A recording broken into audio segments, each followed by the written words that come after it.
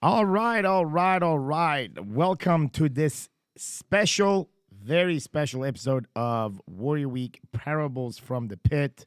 My guest is my friend, my brother, and one of our coaches here inside of the game, Coach Alex. Welcome to the game, man. Yeah, thank you, Sam, for having me. I'm pumped. I love this podcast, and I'm excited to be a fucking guest. Good. So we're gonna get right into it, and the conversation is gonna be collision. That's our topic. So, gentlemen, sit back, relax, and enjoy this episode of the Warrior Week Parables from the Pit.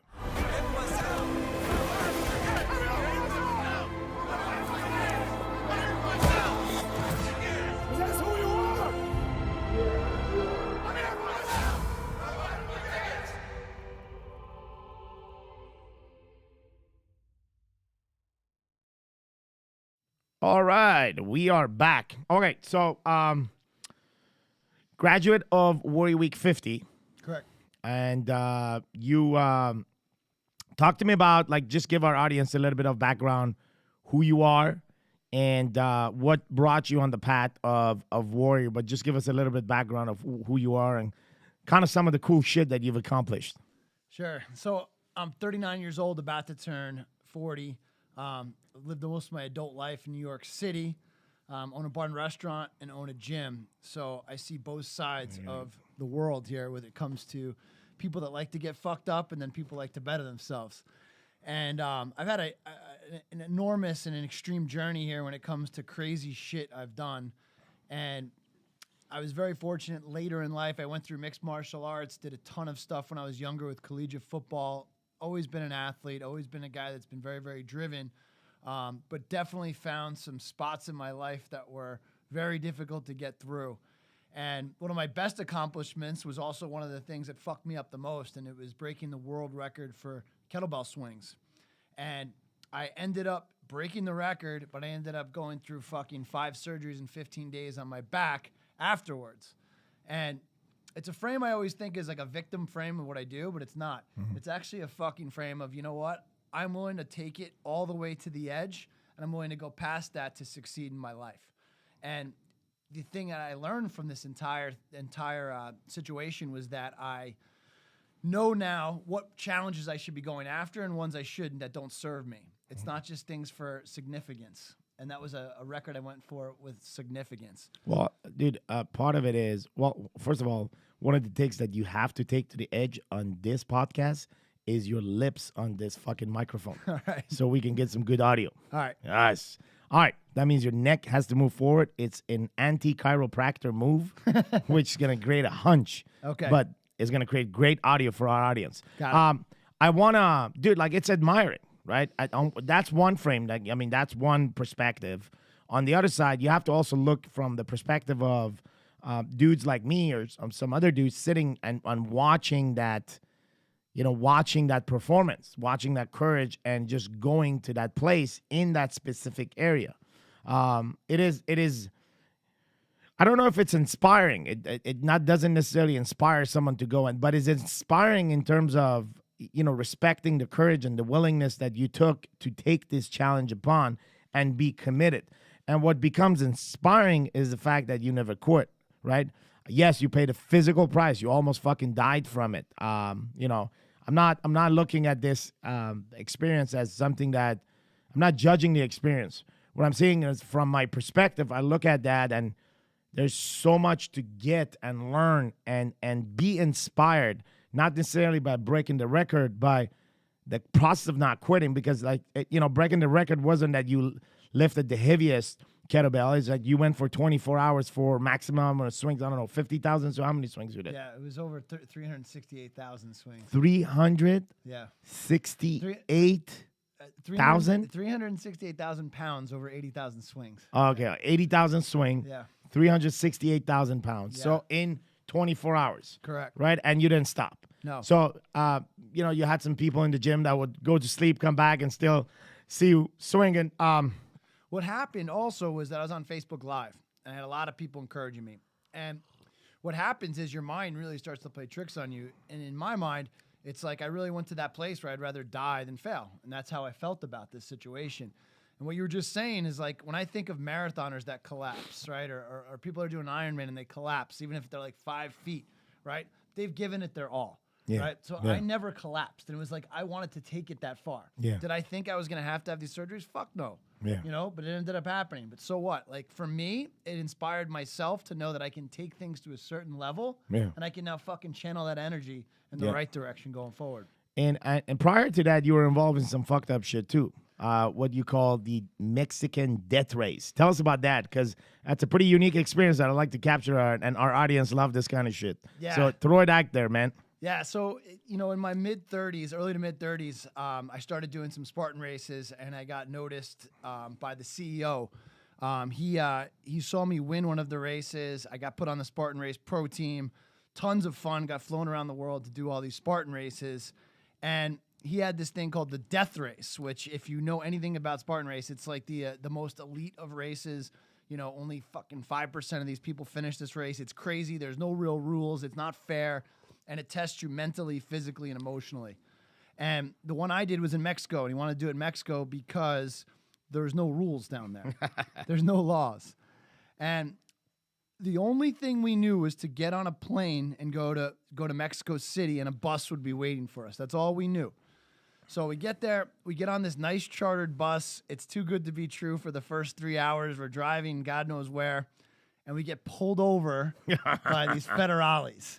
And they pull us over, they rip us out of the bus. We don't know if it's real or not. We're scared shitless. And all of a sudden, they're like getting these fucking cattle carts. And we're in these cattle carts. They load us into these cattle carts. These cattle carts take us to this undisclosed location. And when we look at it, it looks like some like broken down old, like small arena, very small. And the more we looked at it, the more we realized it was a bull ring where they trained bulls, Yeah. you know, for being a matador and everything like that. So just to give you a little bit of what this race is about, the first part of this race was you had to get your bib. The trick was the bib was inside the arena, right, where there was a bull. Okay? What? There was a bull. There was a fucking bull with horns, all right? They were shaved down, but it was a goddamn fucking bull. So what they did is they zip tied our hands, right, in front of us. There was a list with the bib numbers across on the other side of the arena, and you had to run all the way across, get your bib number, go to the middle of the arena, grab your bib, and get the fuck out. Right? So this was total chaos. They'd let 6 people in at a time. There was only 5 places to hide, and 1 bull. So there was always one person that couldn't find a place to hide behind any garter rails.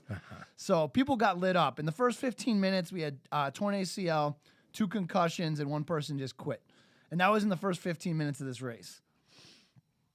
Quite the fucking race, bro. All right, okay.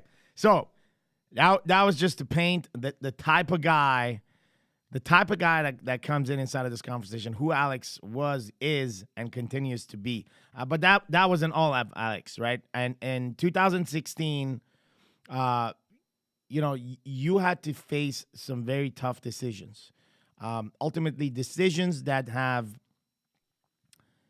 been pivoting in terms of the pivoting point of who you are now, what you're doing here inside of Warrior as one of our coaches and leaders of the Warrior Week experience, and as well as Kingdom Challenge. So talk to me about 2016, what happened, what led you to 2016, and what was that moment of decision that pretty much brought you sitting here?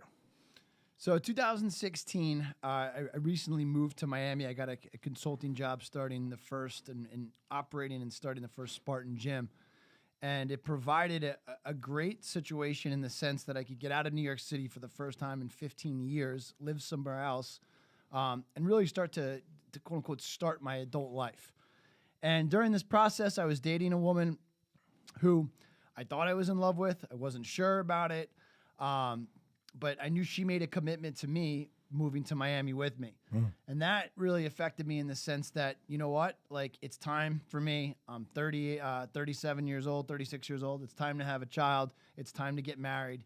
And I got caught up in the same bullshit that a lot of people do, that you should be doing the things that everybody else is doing.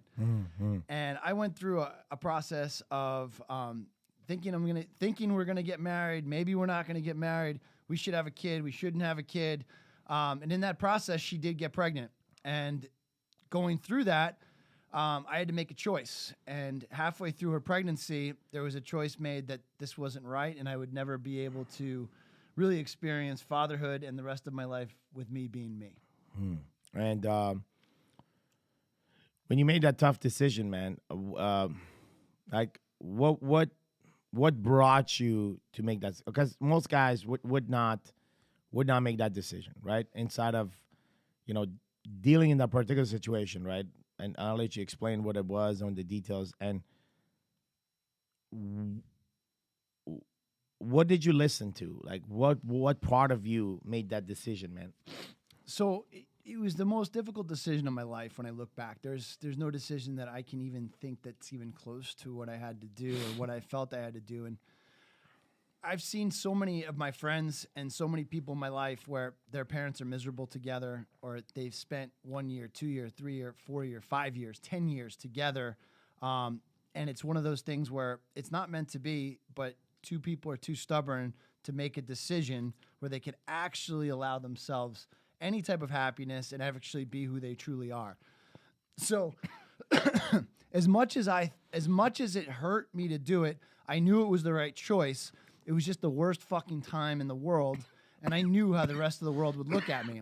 I'm a guy who just got somebody pregnant, on the path to get married, and I leave. So I went through years and years after this of guilt, shame, and blame for myself, and not letting myself forgive what my decision was. And fast forward a couple of years later, you come across the experience that we had called King's Kid. You walk into King's Kid, you allow yourself to experience that 30 days. Talk about what was going on in your life during that time when you made the second decision of, listen, I'm going to commit to this 30-day online challenge, fuck it, $100, whatever this is, but I'm getting committed to find out more about me. What were the conditions and the environments you were in at that time? So it's May, June of 2018, and I came across an ad for King's Kit. And I remember it didn't inspire me. It actually kind of angered me. I remember seeing a guy with a Lamborghini, and I was like, this doesn't look like it's for me. But I clicked on it anyway. And when I clicked on it, I started watching the video. And this time in my life was one of the hardest times in my life because my mom was in the ICU, and she was dying. She had a minor surgery. She went in for a minor colon surgery, and there were complications with the surgery that led to sepsis, that put her in emergency surgeries and in a constant battle for her life. And I was at a point in my life where I knew that things had to change the way I was operating. I also knew that every day is a gift. Like, there's no guarantees in this world. So there's not tomorrow. There's not the next day to start my change and to start to actually listen to the voice. So there was actually a point where I clicked on it, said, fuck it. This is 30 days. I'm going to commit to this wholeheartedly. Like, there's no fucking, playing half in, half out. I'm going all in on this for 30 days and seeing what comes of it. But all I know is that for 30 days, I'm going to play this to the fullest. And what came out of it for you, man? So, my transformation was, and transformation is not even the right fucking word. It's like the way that I started to operate in my life was night and day. And going through that process changed my life. And I ended up going to a warrior event because I was fascinated by the way King's Kit operated. I wasn't believing that these men were real. There are guys on a screen.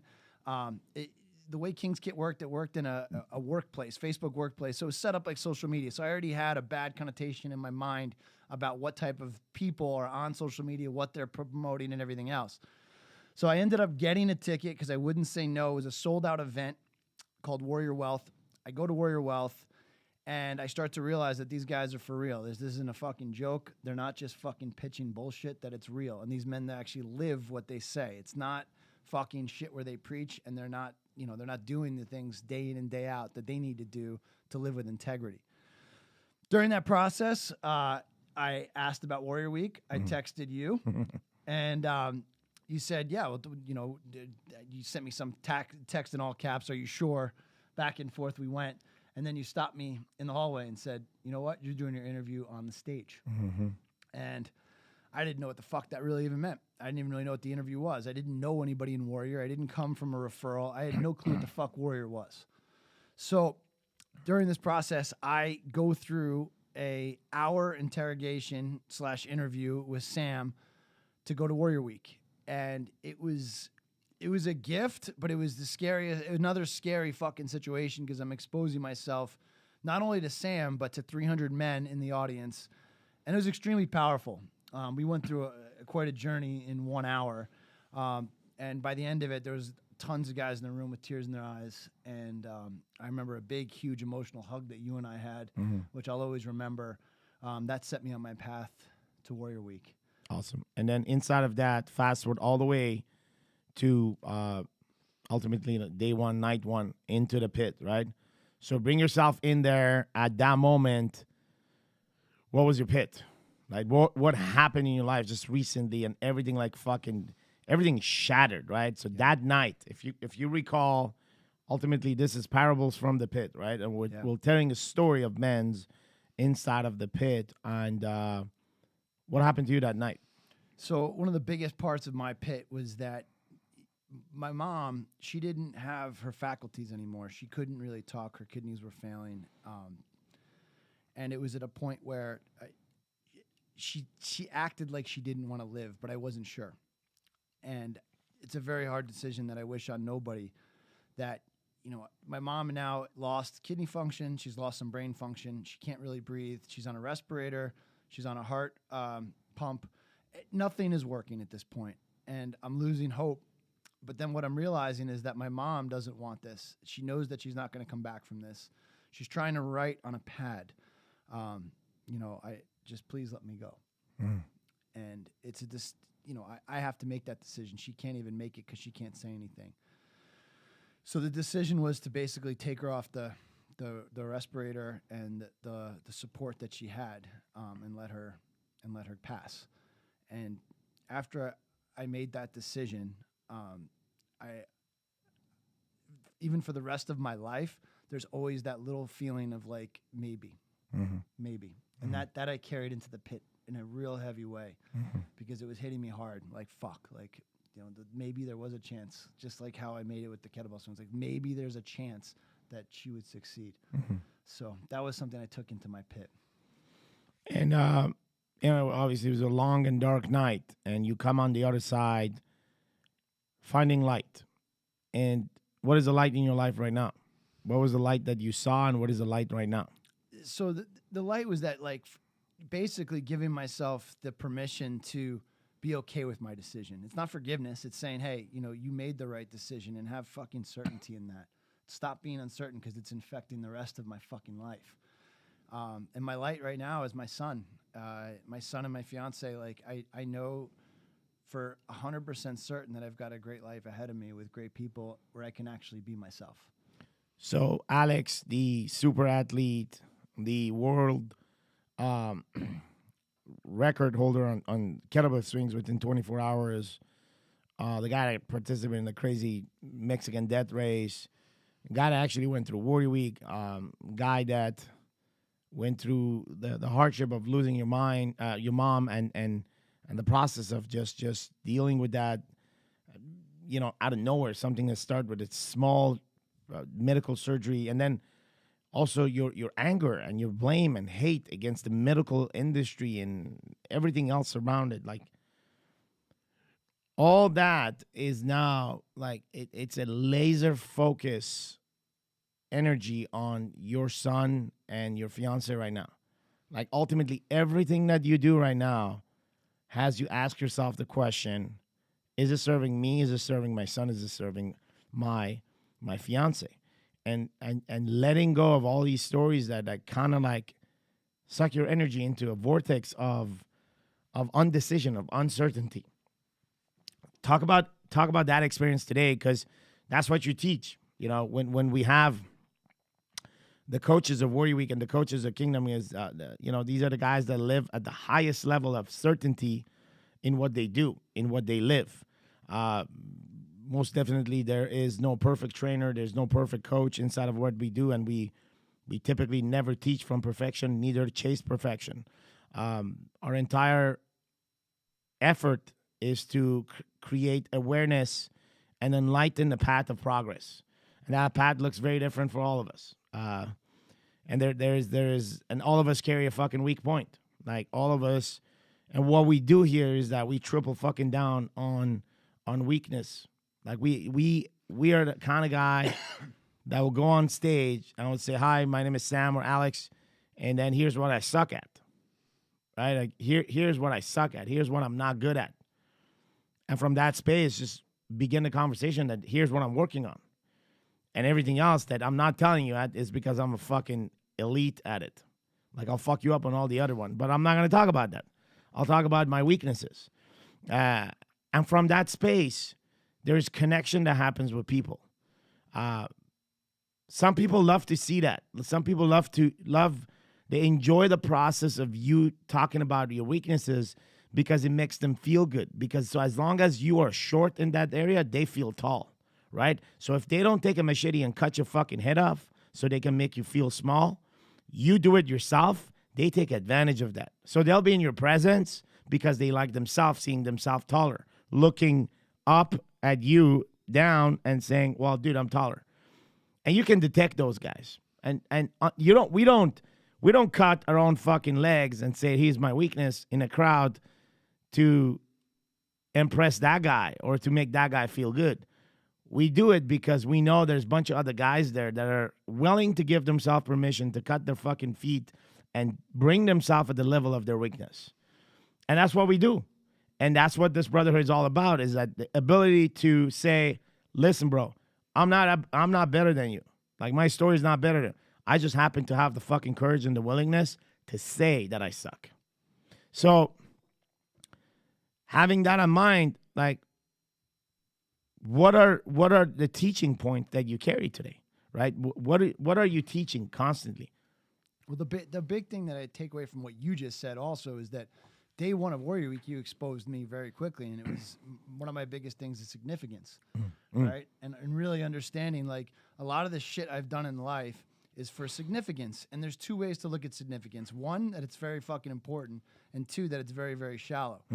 And in a lot of my cases, it was a shallow. I was always looking for more acceptance, looking for more significance, getting on reality TV shows, winning races. But I still felt hollow inside. No matter how many likes I got on Facebook or Instagram, it didn't fucking matter. I still felt like shit inside. And what switched in me at Warrior Week and what I started to understand was that instead of doing shit for popularity, I started really acting in purpose and doing things in purpose. And that's one of my biggest things going forward I want to teach is that when you're working with purpose and you're doing everything with an actual fucking purpose, things start to align. Yes. You start to feel filled up inside. Yes. You start to come with a whole different energy for anybody that you're either coaching or even coming around. Yes. So you're bringing a better energy to this universe. Let's talk about that, because you did participate in the Steve Austin Skull Crush competition and you won. Yep. And you were going up for the world championship, whatever, the master championship. You were actually right there almost. But you did one, and it was an awesome fucking program. I watched it on TV. I don't even know if I watched you or not, but dude, like, I was watching that. I thought to myself, it was great. But sitting here today and thinking about, like, the Alex that went through that program, what was the purpose of Alex, and what's the purpose of Alex today? Like, just taking your son to a park. Yeah. So back then it was all about, all right, how much can I get on TV so people see me and maybe I'll make a lot of money? That was where my mind was at all times. Like, okay, I will do this show because I think it'll bring me a lot of money. And not even knowing why I wanted the money, just because it was cool to fucking have money. There's no purpose behind the fucking money.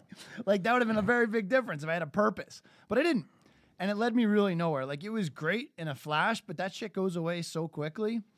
And now, like, when I take my son to the park or we play at the pool, like, those memories that I have and what I do and the connections I have with him on a daily basis are invaluable at this point. They're things that I can always go back to when I am having a bad day. Like, I don't go back to when I won fucking Broken Skull Challenge. Like, that's bullshit.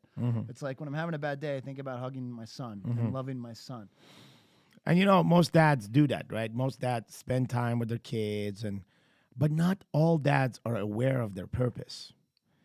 And that could make a huge difference in the time that you're investing with your kids. Most dads do spend time with their kids, take them to the park and play the games and, like, the stuff that we're talking about. But to be aligned with your purpose brings a field of energy, and that creates the connection between you and your son and your daughter, it doesn't matter. And there is this the transmission of certainty and best character from dad to son, right? Which is the kind of shit that growing up we didn't experience because our dads weren't educated on this shit. And they weren't not only educated, but there was no experiences for them to realize and awaken. There was no awakening fucking experience back in the days. There was dad goes to work and dad brings the money home and dad loves mom and dad loves the kids and that's it. Like investing in yourself and developing yourself. It was almost like it was always dependent on what others would see in you, would tell you. And if you get lucky, you would get some people that would help you and guide you in life. But the majority of people would just fucking chop your legs so they can feel taller. Yep. So having that purpose ignited, because you were doing that before with your son, but having that purpose ignited in every single minute that you spend with him forges this relationship. And your son is only 2, and as he grows up and he becomes 20, just you can imagine the quality of conversation that will define the quality of your life 18 years from now. Yeah, he's getting now with the way I operate, he's getting the quality father he deserves, and he didn't always have that. And going back to a point I want to make is one of my favorite quotes you said is, "I'm not always right, but I'm certain." Yeah.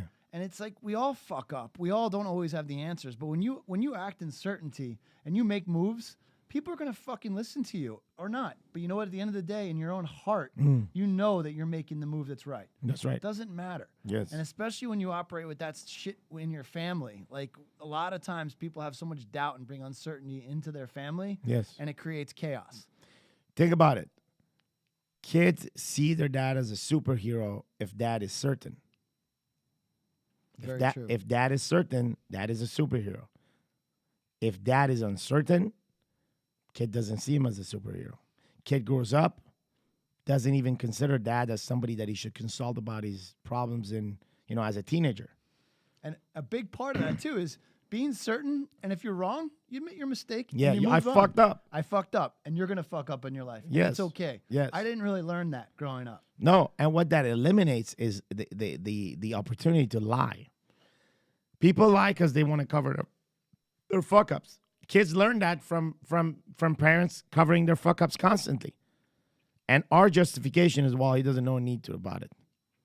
Yeah, it's an embarrassment, right? It's an embarrassment to my family that I fucked up, so I gotta hide it, and then the lies start. Think about it. It's taking the fucking machetes, cutting your legs, and now you feel smaller than your kid. But the kid doesn't see you as shorter to make himself feel good. He's pure. He's a kid. It's all in your fucking head. Your story is that if I chop my legs and I look smaller in front of my kids, it's not good. That's your fucking story. His perspective is different. His perspective might be, wow, my dad had the courage to say he fucked up. Actually, my dad makes the mistake, which is okay for me to make the mistakes, which is okay for me to share my mistakes, which is okay for me to learn from my mistakes. It naturally takes away the covering and the masking, which is the attitude and the character of a fucking liar that starts very young. An innocent kid that starts covering up because he doesn't want to get in trouble end up being a pretty fucking good liar when he grows up. Yeah, absolutely. There's a correlation I think people make from uncertainty to fuck ups. It's like, oh, I'm uncertain because I was uncertain, I fucked up. No, like there's a very, very big difference when you fucking make a mistake from certainty and you own it. If you don't own the mistake, right, then you're a liar. Yes. At the end of the day, you're a fucking liar. So when you operate from that certainty spot, then at least you have the fucking, you absolutely know for 100% that you're actually making a move. Yes. Right? And you can own it either way. True. And certainty really comes from this place of being among the people. You know what I mean? Like you're not better than anybody else. No. But you're not worse. Yep. So like, bro, don't give a fuck how much money you make. Don't give a fuck if you're poor. Don't give a fuck if you're fat. Don't give a fuck if you have 6 abs shredded. Don't give a fuck if you're a fucking lethal motherfucker and you can kill me in a snap. Don't give a fuck if you're a pussy and can't do anything. Don't give a fuck if you're a great dad. Don't give a fuck if you're a shitty dad. Like, we live among people. And that's what we teach, right? Bro, you live among others. Don't put others on a stool. Like, don't put them up higher than yourself. Don't ever fucking put them lower than yourself. Live among people. Don't separate fucking people because of their colors and religion. We're pretty fucking good at that. We separate we're lethal. Men today are lethal at creating fucking false association. Language, culture, countries, politics, colors, religion, point of views, all these fucking associations of separation. Men are lethal to create this piece of puzzles that no one has the pieces, because they fabricate piece of puzzles out of their fucking ass that could never be put together. Yeah. And it goes back to what we were talking about earlier today with judgment, right? Yeah. Anything you judge can trigger you. Yeah.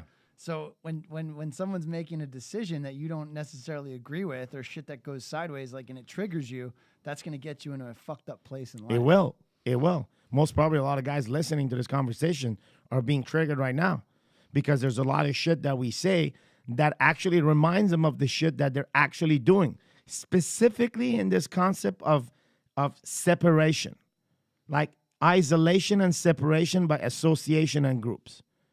Even people think that people that are in Warrior are like pretty fucking closed up. No, people in Warrior are actually very open to everyone. So as long as you choose to tell the fucking truth, Warrior is very close to people that fucking lie. Guaranteed. By default, there is the association of liar does not exist in Warrior. But the association of fucking liar exists almost in every single fucking association that I came across. Yeah. Religious organization, companies, fucking sport organization, you name it, political organization, the cultural organization, you just fucking name it. Yeah, we're conditioned, especially as men, to lie. Because if we don't, there must be something wrong. Because you know, when you go into a job interview, when you go to fucking try out for something, there's always some sort of lie you want to tell to get an edge. For sure. And a job interview is the biggest exchange of two grown-ass men lying to each other. One guy on one end lying to some extent, at least one or two. Yep. And the other guy creating false hope. Exactly. The lying about whatever compensation or whatever false promises might false be. Fucking, how many times you've been in a fucking job interview where false promises were created, no follow-up, and it's a shitty feeling. Like, motherfucker, don't create a false hope. Yeah. It's either no or yes. Yep. I agree. And I get the fact that it could take some time, but it has to be a no and yes. And there has to be a fixed, limited time of decision. Otherwise, you're creating false hope for people. When you create false hope for people, you create hate. You do create hate. Yeah. And then hate actually goes into other aspects of your life. It just keeps it goes going. When you create hate and when you hurt someone, that person is hurt. And hurt people will hurt. Yeah, it's the end. Yeah, exactly. And that emotion gets passed to somebody else. Past somebody else. So it's a trigger effect. That's a domino effect. And so what can we do? Well, we can start by telling the fucking truth and stop fucking lying. Yeah. And it starts by us being aware of that. That's purpose that you're talking about. Yeah. My biggest lie, when I would go back to it with what happened in my relationship, was I was blaming her for everything. Yeah. Everything was her fault. Right? She's crazy. She's this. She's that. She's this. And I convinced myself I would have passed a lie detector test on this. But at the end of the day, you got to look within yourself. Yeah. And you really got to fucking look at yourself in the mirror and say, all right, who's telling the truth here? Am I telling the truth? Because it doesn't look like it. Because I can't even look myself in the eye when I look in the mirror. And it got to that point. That's true. Well, hey, listen up. Our time is up, but I want to leave this podcast with a gift from you to the entire fucking audience. You created an amazing workout for us. We've been following that workout for some time. It's actually not a fucking workout. It's a ritual, right? And I want you to take us through that ritual here and just slow it down a little bit and you describe it so if guys are taking notes. Okay. But give it away. Like the gift that you created, the purpose of the gifts that we create is to give them away.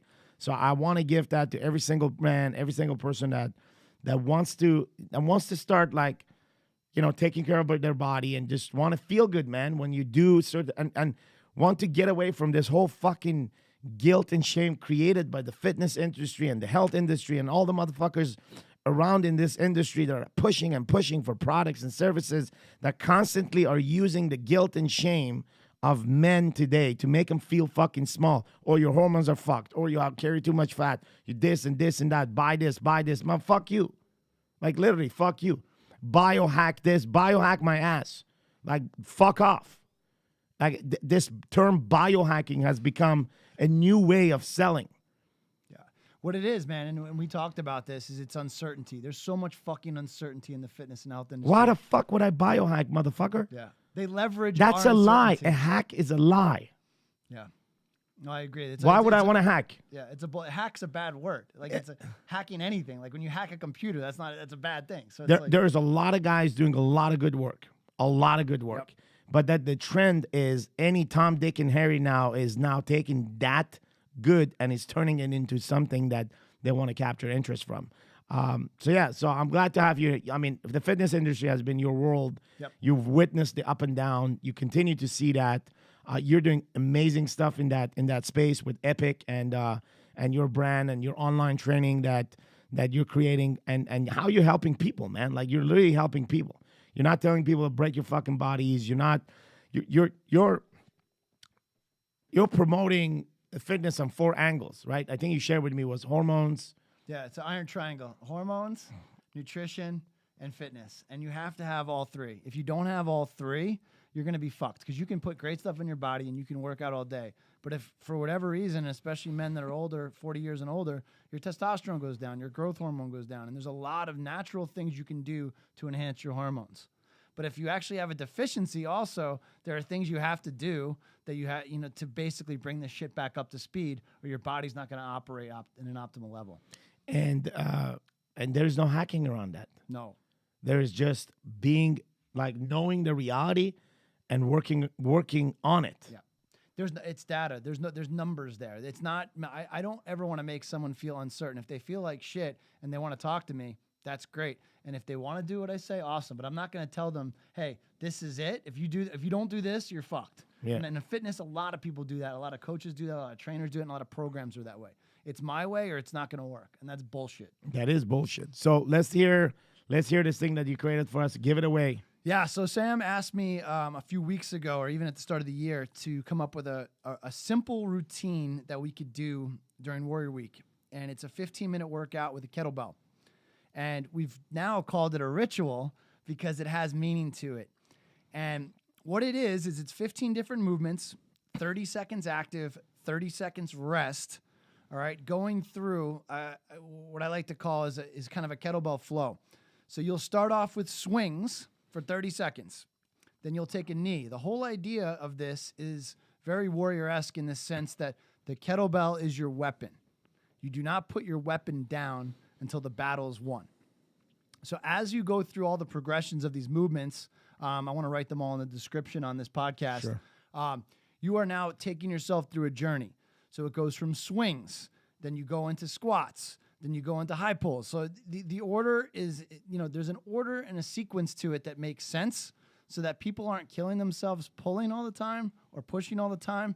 There's an actual rhythm to it and an equation that by the end of it, you're sweating, right? You've gotten a good workout. You've only spent 15 minutes, but you're not fucked for the day. So we've been able to do this workout successfully many times now.